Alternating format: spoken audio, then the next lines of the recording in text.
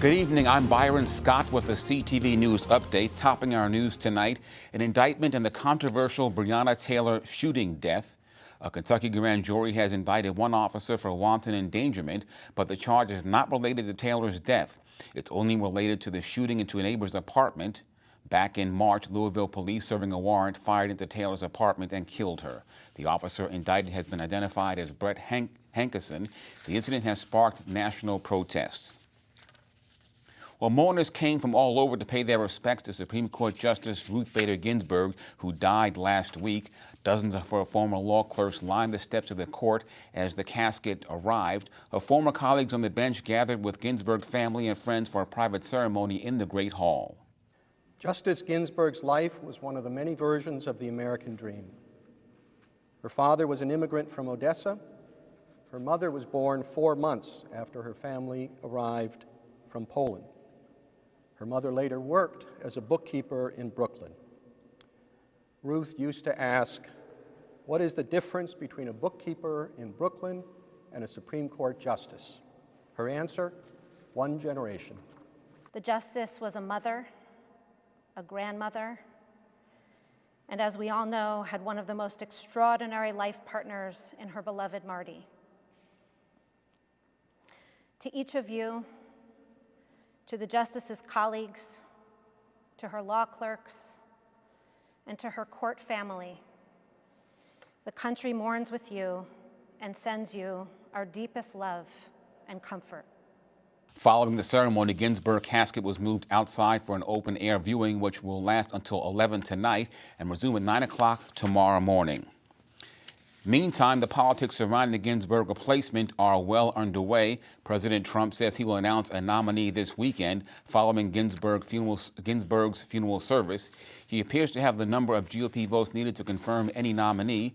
You recall the GOP-controlled Senate refused to hold a vote on Barack Obama's nominee in 2016, saying that vote would not be held in an election year. Full of hypocrisy because Obama had an opportunity to name someone to the court, and McConnell told him that this was about 10 or 11 months prior to the last election, and he was denied the opportunity. And here we are now, almost about 5 weeks to the general election, and McConnell is saying that that's enough time for the hearings to go through, as well as confirmation. So it's to me, in my opinion, it's really hypocrisy. Ginsburg will be buried at Arlington National Cemetery. Governor Larry Hogan is weighing in on the Supreme Court nomination fight. Hogan says the Senate should wait until after the election to choose a successor to Ruth Bader Ginsburg. He tells the Texas Tribune that we, quote, can't let her death create even more division in this country. The governor is considered a potential candidate for president in 2024. Well, just 41 days before the general election, the Prince George's County Council and the county executive send a joint letter to Governor Hogan asking for additional funding and operational assistance for the elections. The letter notes that due to COVID-19 protocols, the county faces additional costs of more than $3.5 million to ensure a fair and safe election. The letter cites additional costs due to mailing of ballots, purchase and security of drop boxes, and PPE for poll workers. Prince George's will have 41 voting sites. 11 of those will be early voting locations. Well, 2 local organizations are making sure everyone is signed up to cast their ballots for the presidential election. The Suitland Civic Association and Creative Suitland Arts Center are hosting voter registration drive-ups every Sunday from 2 to 5 p.m. until October 11th. You must be a Maryland resident to take part. All you have to do is stay in your car and someone will help you fill out the forms. When we get all of the Marylanders together, regardless of the party, we need to be unified and support this very important venture in voting, because we're laying the groundwork for the next generation. The drive-ups are taking place at 4719 Silver Hill Road in Suitland. The organizations are also providing mail-in ballot applications. While Maryland continues to see an increase in its coronavirus numbers, state health officials report 385 new COVID-19 cases in the last 24 hours. 8 Marylanders have died from the virus, making the total death count more than 3,700. Prince George's County has the highest number of confirmed cases, with more than 28,000 people testing positive for the coronavirus. Well, overdose deaths in Maryland are up. Drug and alcohol overdose fatalities rose 9.1% from January to June. That's more than 1,300 deaths. Officials blame the uptick on the pandemic. Well, Governor Larry Hogan appoints a retired federal judge to the board of the Maryland Environmental Service. Judge Frederick Smallkin will serve as board secretary. Hogan says the appointment is among a series of changes planned for that agency. Hogan's former chief of staff, Roy McGrath, served as the agency's director, but he received a controversial $233,000 severance package, prompting lawmakers to launch an investigation. Construction of the Purple Line has been delayed as Maryland transportation officials take over management of the light rail system. The temporary solution comes as construction crews plan to pack up and depart. MDOT told the Prince George's County Council yesterday that delays are inevitable as management of the 16-mile project changes hands. The public-private partnership soured after $800 million in cost overruns led to battles over who would pay. The contractor, Purple Line Transit Partners, recently won a court victory over the state, which allows it to quit that project. In other news, Montgomery County school officials are expecting a $100 million budget shortfall next fiscal year. That's nearly 4% of the district's budget. Officials say the anticipated shortfall is due to the pandemic. Meantime, in Baltimore City, the school district has instituted a hiring freeze and laid off 450 temporary workers. Well, Maryland's General Assembly will see its first ever Black Republican woman serving in the chambers. The Washington County Republican Central Committee nominated educator Dr. Brenda Thiem to fill a vacancy in the House of Delegates. This afternoon, Governor Hogan officially appointed her to fill the vacancy in District 2B, centered in Hagerstown. Thiem holds a PhD in special education and works with children with autism. Well, experts say real estate sales in the county are strong. The local Realtors Association reports that the August sales value was up 23.1% compared to last year. The group says there were nearly 1,000 sales transactions in August. On average, homes on the market for 24 days, the lowest level in 10 years. Well, it is Sickle Cell Awareness Month, and the American Red Cross is encouraging everyone to donate blood. The organization estimates some 100,000 people in the U.S. have this disease. Sickle cell is a genetic blood disorder that can cause pain, respiratory conditions, and strokes. The Red Cross says while there is no widely used cure, blood transfusions can help patients. Sickle cell, you understand that the cells are in the form of a sickle. So they don't flow as freely as a normal round blood cell. And that causes severe pain. So the blood transfusions, when they're able to drain out that blood and replenish it with transfused blood, that alleviates their pain. Sickle cell patients often are in a great deal of pain. For information on where you can donate blood, visit redcrossblood.org.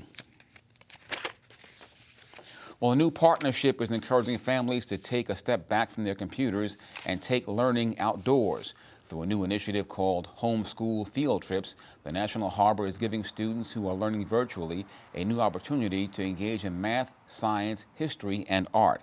Families can ride on one of the gondolas through the elevated classroom at the Capitol Wheel.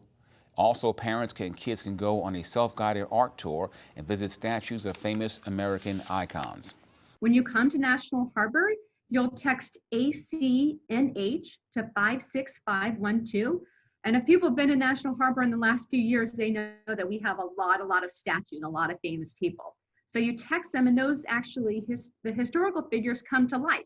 Frederick Douglass comes to life, and he talks to you about himself and his history and how he was the most photographed person in the world, in the country at that time. And he also talks about how Mrs. Lincoln gave him President Lincoln's cane, and the statue actually has him with this cane in it. George Washington will talk about his home just down the river in Mount Vernon. Abraham Lincoln. Henry Ford talks about how he created minimum wage and a 5-day work week.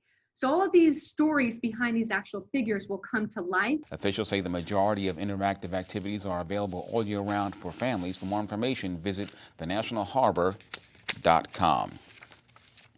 Well, in honor of Hispanic Heritage Month, we recognize the contributions of a man who made a difference in the lives of many Afro-Latinos. Arturo Alfonso Schomburg once said, "Pride of the race is the antidote to prejudice." Arturo Alfonso Schomburg was a historian, writer, and activist. Schomburg was a Puerto Rican of African and German descent who moved to the United States and researched and raised awareness of the great contributions that Afro-Latin Americans and Afro-Americans have made to society. As a child, Schomburg was told by one of his teachers that people of African descent had no history and no achievements.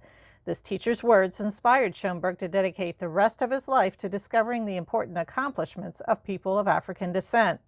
In 1891, Schomburg came to New York City and became an activist with the Revolutionary Committee of Puerto Rico. As an activist with this organization, Schomburg played an integral role in fighting for Puerto Rico and Cuba's independence from Spain. Living in Harlem, Schomburg coined the term Afro-Borinqueño to celebrate his heritage as a Latino of African descent. His collections were purchased by the New York Public Library. Today, the Schomburg Center for Research in Black Culture is one of the most prominent research libraries focused on the African diaspora. And that's your CTV News Update for tonight. I'm Byron Scott. Good night. For the latest information on COVID-19 in Maryland, visit the State Health Department website. That's health.maryland.gov. Again, health.maryland.gov. Click the link to the COVID-19 information portal. There you'll find all the latest information about coronavirus. You'll find daily updates on cases and fatalities. Answers to questions about testing and the governor's stay-at-home order are available as well. For specific information about Prince George's, visit princegeorgescountymd.gov. That's princegeorgescountymd.gov. The site offers information about local services for residents and businesses. There's a link for COVID-19 relief donations. Also, food pantry locations are listed. And if you have any questions, call the county COVID-19 hotline at 301-883-6627. That's 301-883-6627.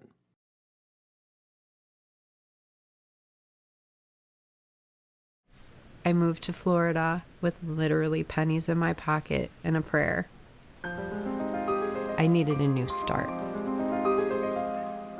Dacian looks like a very typical 3-year-old until you ask him, "What's your name? How old are you?" My son has a lot of behaviors that would show as being autistic. Most kids can tolerate a variety of foods, but unfortunately for Dacian, everything has to be organic and raw. I wasn't ashamed to go to the food pantries. It's expensive to eat healthy, and nutrition is very important to Dacian's health. The healthy organic food that we receive dramatically helped his social skills. Most people would say, she really doesn't have much of a life. But to me, I have everything right there next to me and my son.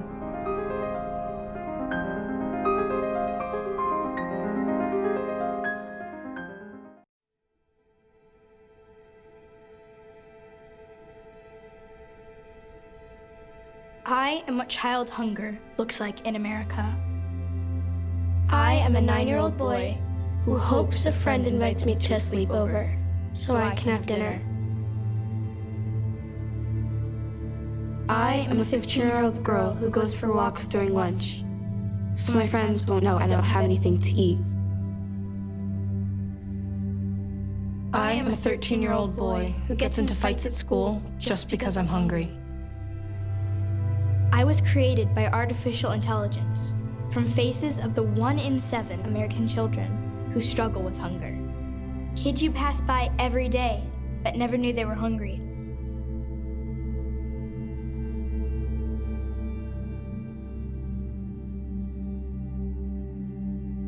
Feeding America, 200 food banks strong.